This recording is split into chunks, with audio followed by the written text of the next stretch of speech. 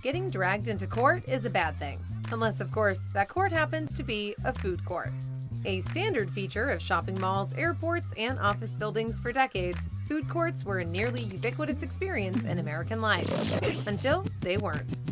So today, we're pulling up a chair to the rise and fall of the food court. Before we get started, be sure to subscribe to the Weird History Food channel. After that, please leave a comment and let us know what other popular food trends from decades past you would like to hear about. Okay, for now, are you gonna eat all your fries? I'm starving! In case you've never been to a mall, a food court is an indoor plaza or common area at a heavily foot-trafficked consumer destination that's been designated as a home for food franchises. In other words, it's a sort of miniature food mall inside the larger regular mall that has a bunch of vendors all gathered together at adjacent booths or counters.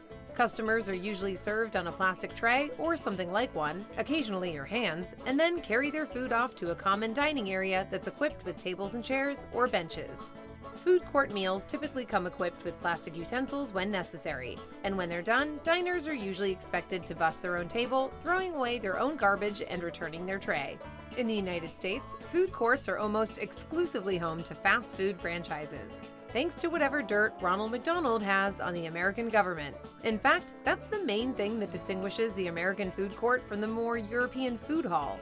A food hall, for the record, is usually an area in a large building where independent food vendors have stalls that serve meals counter-style.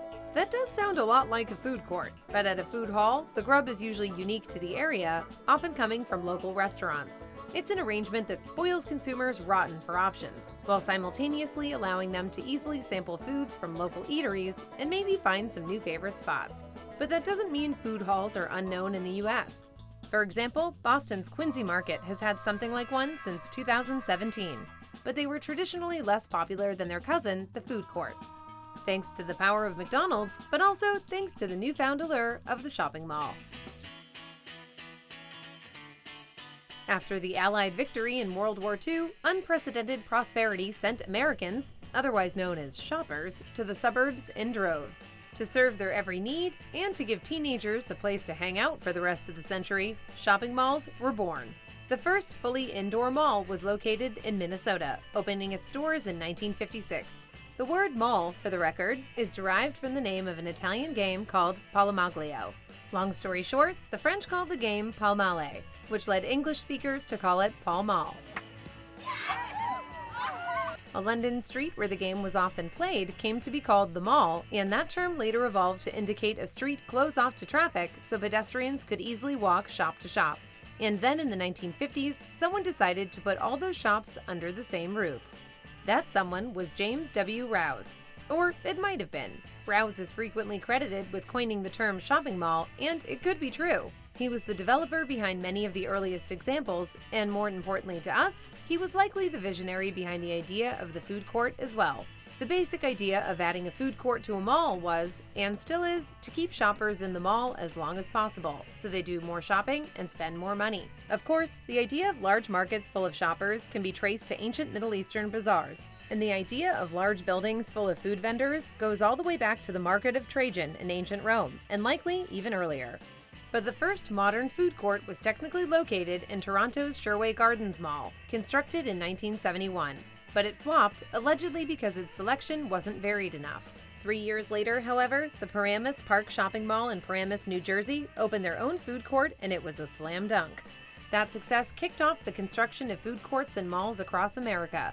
There's just something special about eating a hamburger while shopping for headphones. Early food court staples included smaller brands like Orange Julius, famous for the unusual orange juice-like concoction that bears its name, the corn dog vendor hot dog on a stick, Sbarro's Pizza, and Auntie Anne's Pretzels. But that was just the beginning. Food courts were about to explode like an Orange Julius dropped down an escalator. It's impossible. Lois could never have Superman's baby. Driven by the unstoppable expansion of the suburbs and a general cultural trend towards consumerism, malls continued to increase in popularity throughout the 1970s and 80s.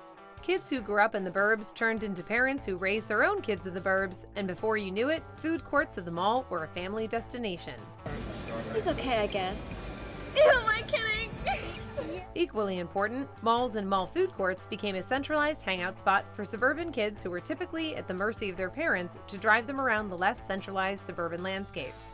It's like I'm totally not in love with you anymore, Tommy. I mean, it's so boring. The association with teens would help make food courts a part of pop culture, frequently showing up in classic movies of the era, like Fast Times at Ridgemont High, Valley Girl, and Bill and Ted's Excellent Adventure. This here is Socrates. Socrates. We're from history. Over the years, the large fast food and restaurant chains slowly found homes in the food court. Places like McDonald's, Burger King, Cheesecake Factory, Cinnabon, and Panda Express became full-time residents. And shoppers seemed to approve. Who can say no to a panda? Well, maybe that panda.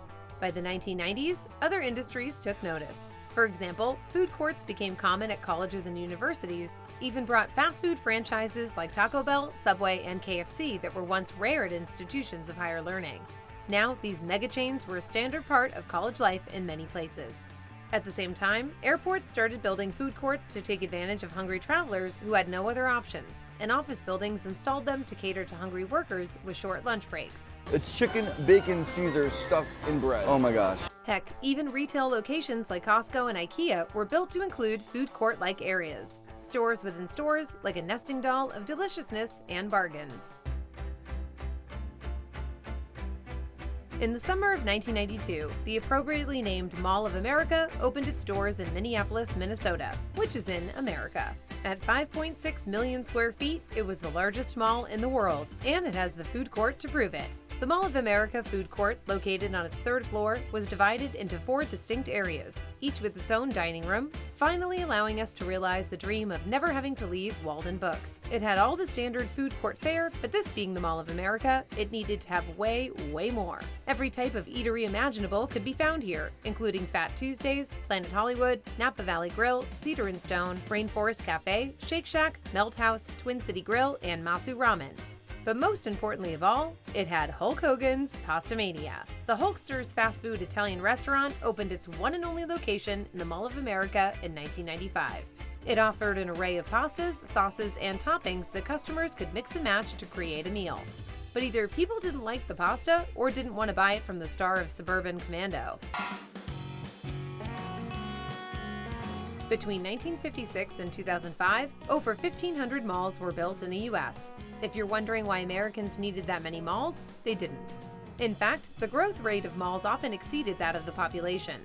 The peak of mall culture came right around 1990, when no less than 19 new shopping centers opened in a single year. In 1992, the Mall of America opened, and malls were so widespread at the time that the New York Times once identified nearly 50 of them within an hour and a half of Times Square. But like all great and small, short or tall, the mall would eventually fall, y'all. The reason for the decline of mall culture is complex. For one, many of the buildings themselves were getting old, and renovations could be costly and disruptive. Even worse, they could lead to a loss of foot traffic and, therefore, business, so problems were often left unaddressed. As a result, many malls began to grow visibly neglected, and people just didn't like being at them as much. Less shoppers meant less stores. Vacant retail locations and empty parking lots gradually left many malls resembling ghost towns, and nobody can enjoy an Orange Julius in that situation. Also, suburban shopping habits were changing. In 1998, an online book vendor called Amazon began selling a whole lot more books, and from there on out, people would increasingly be shopping from home. The Great Recession of 2008 also took a mighty toll on mall traffic. By 2011, the vacancy rate for retail locations in regional malls hovered around 10%, and by 2013, holiday shopping foot traffic had decreased 50%. By 2014, that rate was a bit better, but any hope that malls make a real comeback was certainly crushed by COVID. In 2020 alone, tens of thousands of mall stores, including anchor businesses like major department stores, closed their doors forever. As malls have declined in popularity, some former food court mainstays have declined with them, and many have even disappeared. Hot Sam Pretzels, for example, got a cameo in Stranger Things, appearing in the same food court as the fictional Scoops Ahoy, but in real life, it's gone the way of the dodo. As did Kenny Rogers Roasters. Co-founded by the famed country singer, the chain filed for bankruptcy in 1998 and now exists mostly only in Asia. Caramel Corn, which sold, well, caramel corn, had over 200 locations in the 80s, but was all but extinct by 2019. Other once beloved food court regulars that you won't see much of anymore include Morrison's Cafeteria, Bressler's 33 Flavors, China Coast, Soul Daddy, Britling Cafeterias, Mr. Fables, and Chicken George. Heck, by 2018, even the once inescapable Orange Julius had closed its last location and fallen into the sands of time, like a food court Ozymandias. According to an article from Forbes in December of 2022, mall food courts are on life support. With the malls themselves hurting for traffic, they are increasingly turning to more traditional restaurants with things like waiter service and tablecloths to attract customers. To keep it from feeling too old-fashioned, these places are often tied to celebrity chefs or influencers. Even Mr. Beast got in on the action, opening his first burger joint at a mall in New Jersey. The US, in general, has seen other dining options gaining in popularity as well. Ever since the 2008 boom in Los Angeles, food trucks have been on the rise, increasingly cutting into business once reserved for food courts. Celebrity chefs like Roy Choi and his Kogi barbecue food truck business were among the first to bring the food truck industry to national attention. By 2011, interest had grown so high, Zagat's even had to add a section on food trucks to its guide. Food halls have also been gaining steam. In fact, as of 2023, there are somewhere in the neighborhood of 360 food halls in the US. That's up from 220 in 2019, and nearly 130 more are already slated to open. In other words, despite a decades-long love affair, it seems America has moved on from mall culture and embraced other on-the-go dining options along the way. Food court is now adjourned. Is there something wrong with you? So what do you think? Do you have fond memories of hanging out at the food court? Let us know in the comments below, and while you're at it, check out some of these other weird history food videos.